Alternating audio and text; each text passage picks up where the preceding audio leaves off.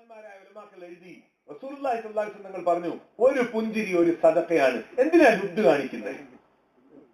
ഒരു പുഞ്ചിരി ഒരു സദഖയാണ്. സഹോദരന്മാരെ, ബാക്കി ദുനിയാവിന്റെ മുമ്പിൽ പുഞ്ചിരിക്കുന്നത് അവിടെ ഇരിക്കട്ടെ, ഭാര്യയെ നോക്കി പോലും ചിരിക്കാൻ ഇപ്പൊ നമുക്ക് അറിഞ്ഞൂടാ. വീട്ടിലോട്ട് കയറുമ്പോ സബ് ഇൻസ്പെക്ടർ ആയിട്ടാണ് കയറുന്നത്, DIG ആയിട്ടാ വീട്ടിലോട്ട് കയറുന്നത്. അതുകൊണ്ട് ഭാര്യമാരുടെ പ്രതികരണവും മോശമായി പോയി. പാവത്തുങ്ങൾ, അവരുടെ കുഴപ്പമില്ല, നമ്മൾ അവരെ ചീത്തയാക്കി. കടമ പുരുഷന്മാർക്കാണ്.